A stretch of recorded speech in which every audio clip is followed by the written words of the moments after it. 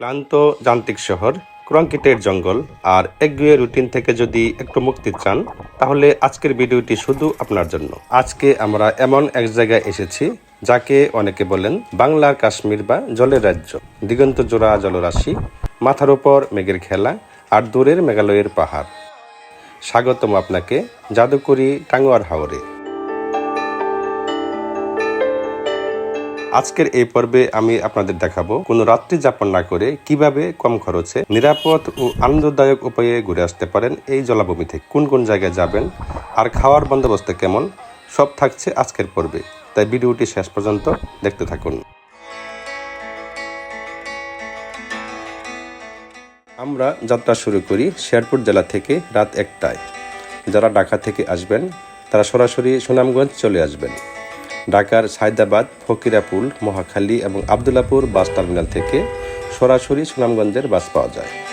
আসন ও অপারেটর বেদে non AC এবং এসি বাসের ভাড়া সাধারণত 800 টাকা থেকে 1200 টাকার মধ্যেই হয়ে থাকে। সময় লাগে 7 থেকে 8 ঘন্টার মতো। সরাসরি সুনামগঞ্জ সাহেববাড়ি ঘাট অথবা সেখান থেকে সিএনজি করে জনপ্রতি 100 টাকা ভাড়ায় তাহিরপুর এসে তাহিরপুর ঘাট থেকেও টাঙ্গুয়া হাওর ভ্রমণের জন্য ট্রলার পেয়ে যাবেন। টাঙ্গুয়া হাওর ভ্রমণের আমাদের মূল যাত্রা শুরু হয়েছে সুনামগঞ্জের মধ্যনগর ঘাট থেকে। আমরা ভোর 7টার দিকে ঘাটে এসে পৌঁছি। আমাদের গ্রুপে আমরা 15 জন ছিলাম, তাই আমরা 21,000 টাকায় মাঝারি আকারের একটি হাউসবোট ভাড়া নিই। যেহেতু আমরা রাত্রি যাপন করব না, তাই আমরা কোনো প্যাকেজ নেইনি। আমরা মধ্যনগর বাজার থেকে সকালের নাস্তা এবং দুপুরে খাবারের জন্য প্রয়োজনীয় সব কিছু কিনে দিয়েছি। হাউসবোটের নিজস্ব বাবুর্চি রান্নাবান্নার ব্যবস্থা করবেন।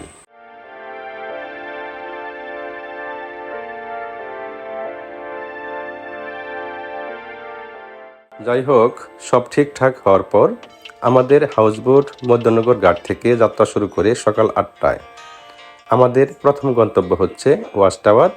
ওয়াচ টাওয়ারে যেতে সময় লাগবে প্রায় 2 ঘন্টা। এই 2 ঘন্টায় হাউসবোটের ছাদটাই হয়ে ওঠে আমাদের ভ্রমণের প্রাণকেন্দ্র ও সবচেয়ে আকর্ষণীয় ও ভালোবাসার জায়গা। চারদিকে যত দূর চোখ যায় শুধু বিস্তীর্ণ জলরাশি, নির্মল প্রকৃতি আর মাঝে মাঝে ছোট ছোট দ্বীপের মতো বেসে থাকা ঘরবাড়ি। এই অপার সৌন্দর্যের মাঝে চলছে আমাদের হাসি, আড্ডা ও গল্প।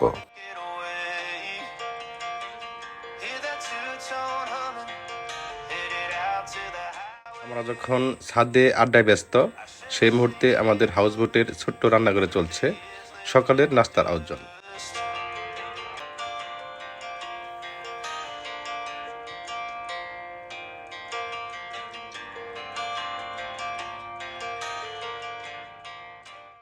আমাদের প্রথম গন্তব্য ছিল টাঙ্গুয়ার হাওরের ওয়াচ টাওয়ার। আমরা এখন চলে এসেছি বিখ্যাত ওয়াচ টাওয়ারে।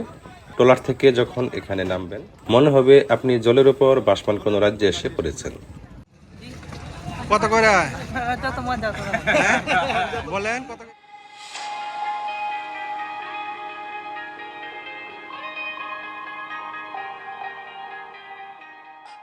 ওয়াচ টাওয়ারে আসলে এরকম ছোট ছোট ডিঙ্গি নৌকা দেখতে পারবেন। সম্পূর্ণ হিজল বাগান ঘুরে দেখার জন্য আমাদের নিকট থেকে ভাড়া নিয়েছিল জনপ্রতি 50 টাকা করে।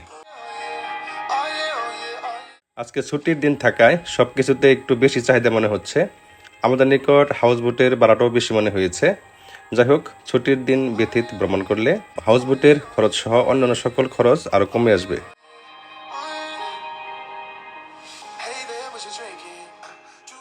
আমরা ছোট ডিঙ্গি নৌকা দিয়ে সম্পূর্ণ হিজল বাগান ঘুরে দেখার পর নৌকা থেকে নেমে ওয়াচ টাওয়ারে উঠলাম। ওয়াচ টাওয়ারে উঠলে চারপাশে 360 ডিগ্রি পেনোরামিক ভিউ পাওয়া যায়। যত দূর চোখ যায় শুধু নীল জল আর নীল আকাশ। শীতকালে এখানে লক্ষাধিক পরিযায়ী পাখির কলকাকলিতে মুখরিত থাকে পুরো এলাকা। বর্ষায় এর রূপ একদম অন্যরকম। চারপাশের সবুজ আর জলের মিতালি এক অপূর্ব দৃশ্য তৈরি করে। এখান থেকে চারপাশের ভিউ দেখলে সত্যি বলছি সব ক্লান্তি নিমেষে মিলিয়ে যাবে। আর এই যে দেখছেন হিজল বন, বর্ষায় এগুলোর রূপ যেন বহুগুণ বেড়ে যায়। ওয়াচ টাওয়ারের উপর দাঁড়িয়ে যখন চোখের দৃষ্টি দূর সীমানায় রাখা মেঘালয়ের খাসিয়া জৈন্তিয়া পাহাড়গুলোর দিকে যায়, তখন মনে হয় যেন আকাশ আর পাহাড় মিলে একাকার হয়ে গেছে। পাহাড়ি উপত্যকা থেকে ভেসে আসা ঠান্ডা বাতাস ভ্রমণের আমেজকে দ্বিগুণ করে দেয়। এখানে ছবি তোলার জন্য এটি সেরা স্পট। টাঙ্গুয়া হাওর ভ্রমণের জন্য যারা আসেন তারা প্রায় সবাই এখানে গোসল করেন, কিন্তু আমরা গোসল করব নীলাদ্রি লেকের স্বচ্ছ নীল পানিতে।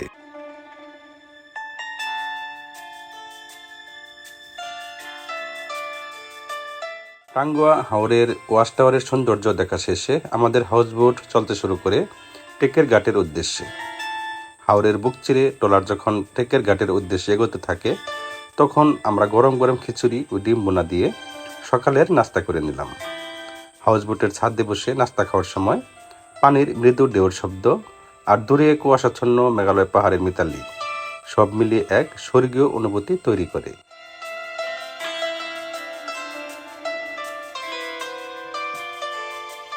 টাঙ্গুয়ার হাওর মূলত সুনামগঞ্জের তাহিরপুর ও ধর্মপাশা উপজেলা জুড়ে প্রায় 126 বর্গ কিলোমিটার এলাকা জুড়ে বিস্তৃত।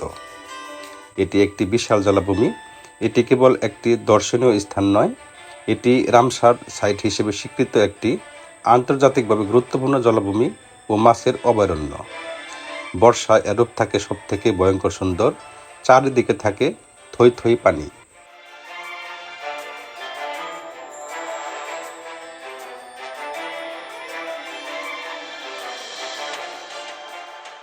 বেলা প্রায় 1টার দিকে আমাদের হাউসবোট টেকের ঘাটে এসে পৌঁছায়। টাঙ্গুয়ার হাওরের আশেপাশে রয়েছে আরও কিছু দর্শনীয় স্থান, আর সেগুলো দেখার জন্য এখান থেকে লেগুনা, সিএনজি বা মোটরসাইকেল ভাড়া করতে হবে। আমাদের যেহেতু একদিনের ট্যুর, তাই সময় সাশ্রয় করার জন্য মোটরসাইকেলই বেস্ট অপশন। বারেকটিলা, জাদুকাটা নদী, সাদা পাথর, লাকমাছড়া এবং নীলাদ্রি লেক, এই সবগুলি স্পট দেখার জন্য মোটরসাইকেলে ভাড়া লাগবে জন প্রতি 200 টাকা করে।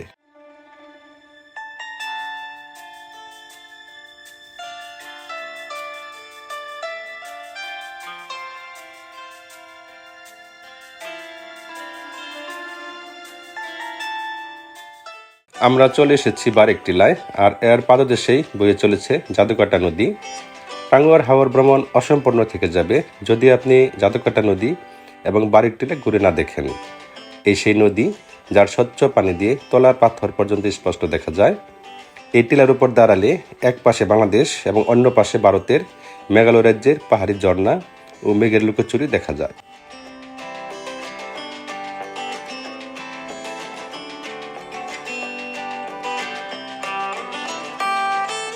ভারতের মেঘালয় রাজ্যের সবুজ উপত্যকা আর সীমান্ত ঘেঁষে বয়ে চলা স্বচ্ছ পানির জাদুকাটা নদী মিলে এখানকার প্রকৃতি দেখতে অনেকটা ইউরোপের পাহাড়ি দেশের মতো। তাই পর্যটকগণ এই এলাকাকে ভালোবেসে বাংলার মিনি সুইজারল্যান্ড বা মিনি সুইজারল্যান্ড নামে ডেকে থাকেন। এখানকার উঁচু নিচু টিলা, চারপাশের সবুজ ঘাস ও বনাঞ্চল সুইজারল্যান্ডের প্রাকৃতিক সৌন্দর্য ও আল্পস পর্বতমালার কিছু অংশের কথা মনে করিয়ে দেয়।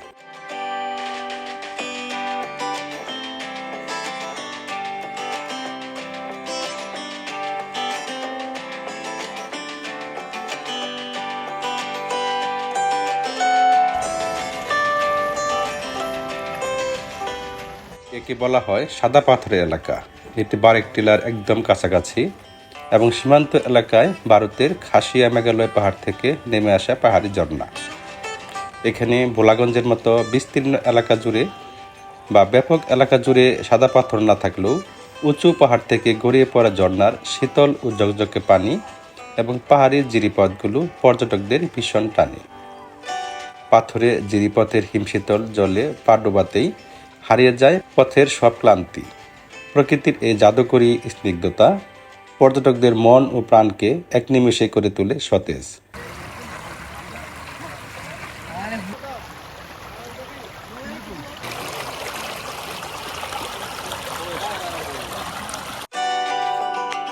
টেকের ঘাটের আরেকটি দর্শনীয় স্থান হলো লাকমাছড়া।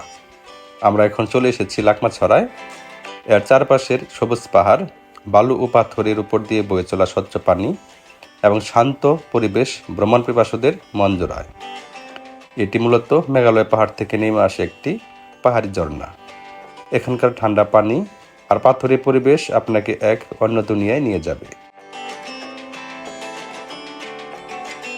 লাকমাছড়া সৌন্দর্য উপভোগ করতে এসে দূরে দুটি পাহাড়ি সংযোগস্থলে একটি দৃষ্টিনন্দন ঝুলন্ত সেতু দেখতে পাওয়া যায়।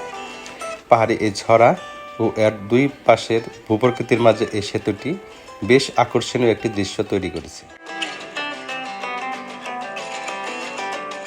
এখানে আরও দেখবেন স্থানীয়দের কয়লা কুড়ানোর দৃশ্য। পাহাড়ি ঢল এবং ঝর্ণার স্রোত যখন তীব্র বেগে বয়ে যায়, তখন ভারত সীমান্ত পেরিয়ে কিছু কয়লা ও পাথরের টুকরো বাংলাদেশের লাকমাছড়া সীমান্তে তীব্র স্রোতের সঙ্গে ভেসে আসে। আর এই কয়লা কুড়ানোর দৃশ্যটি একাধারে রোমাঞ্চকর এবং বেদনাবিধুর জীবিকা সংগ্রহের এক জীবন্ত দলিল।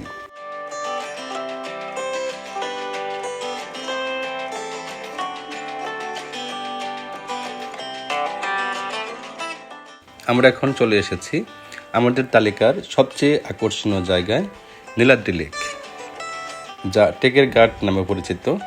পাহাড়ের কুল ঘেঁষা এই লেকের পানি এত স্বচ্ছ এবং নীল যে দেখলেই চোখ জুড়িয়ে যায়। অতীতে এটি ছিল একটি চুনাপাথর খনি। পরবর্তীতে পানি জমে এটি চমৎকার একটি লেকের রূপ নেয়। লেকের ঠিক পাশে রয়েছে ছোট ছোট টিলা। সেগুলোর উপর দাঁড়ালে মেঘালয়ের পাহাড়গুলো একদম হাতের নাগালে মনে হয়। নীলাদ্রি লেকের সবচেয়ে বড় আকর্ষণ এর জলের রং।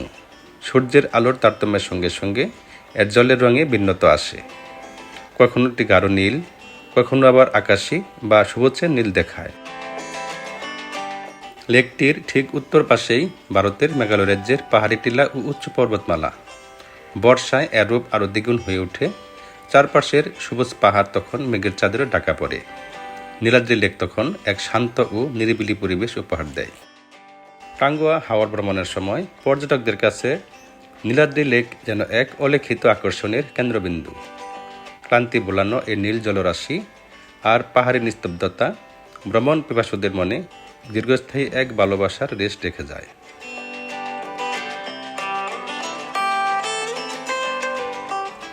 আমরা বেশ খানিকটা সময় ধরে স্বচ্ছ নীল জলে গোসল করে নেই। পাহাড়ের কুল ঘেঁষা এই শীতল ও স্নিগ্ধ জলে ডুব দিয়ে ভ্রমণের সব ক্লান্তি এক নিমেষে দূর করে ফেলা সত্যি এক অন্যরকম অনুভূতি। যদিও আমরা রূপের জাদুতে পরে নীলাদ্রি লেকে গোসল করেছি, তবে রূপের জাদুতে ভরা নীলাদ্রি লেক মূলত উপভোগ করার ও ছবি তোলার জায়গা। সাঁতার কাটা বা গোসল করার জন্য নিরাপদ কোনো আদর্শ স্থান নয়। তাই ঝুঁকি না নিয়ে পাড়ে দাঁড়িয়ে বা নৌকায় ঘুরে এর সৌন্দর্য উপভোগ করাই যুক্তিযুক্ত।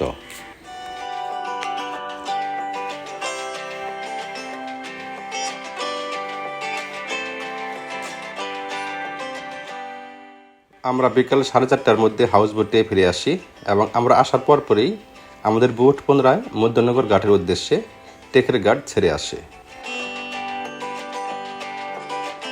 এত ঘোরাঘুরির পর পেটেতে একটু খিদের টান পড়বেই। আমাদের দুপুরে খাবারে ছিল রুই মাছ ভাজি, হাঁসের মাংস দিয়ে দেশি চালের ভাত, ডাল, সালাদ ও লেবু। সোনালি বিকেলে হাউসবোটের ছাদে বসে হাওরের খোলা বাতাসে খাবার খাওয়ার অভিজ্ঞতা দারুণ ও শান্তিদায়ক।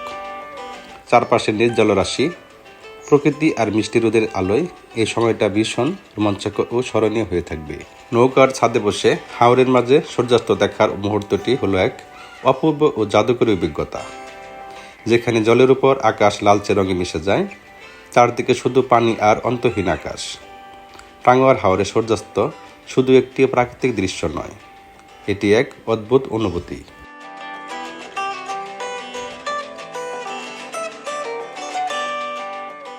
বন্ধুরা, শহরে ব্যস্ততা বলে যদি প্রকৃতির খুব কাছাকাছি একটু সময় কাটাতে চান, তাহলে আপনার পরবর্তী টিপ লিস্টে টাঙ্গুয়া হাওরকে উপরের দিকে রাখুন। আজকের ভিডিওটি কেমন লাগলো তা কমেন্ট করে জানাবেন। ভালো লাগলে লাইক দিন এবং আপনার ট্রাভেল পার্টনারের সাথে শেয়ার করুন। আর পরবর্তী ট্রাভেল ব্লগটি দেখতে চ্যানেলটি সাবস্ক্রাইব করতে ভুলবেন না। সবাই ভালো থাকবেন, সুস্থ থাকবেন। আল্লাহ হাফেজ।